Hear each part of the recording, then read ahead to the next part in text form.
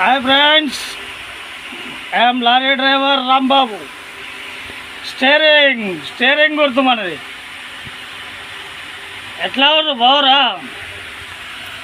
నేను ఒక ప్రశ్న అడుగుతా, సమాధానాలు పంపేయండి కామెంట్లో. కోర్టు అయినా సరే, జడ్జి అయినా సరే, గవర్నమెంట్ ఎవరైనా సరే గుద్దల్దామంటే కామెంట్ పంపి చూపండి. కోర్టులో న్యాయదేవత కళ్ళకు గంతలు కడుతుర్రు. ఊడదీస్తారా లేరా మీరు? కోర్టును అడుగుతున్నా.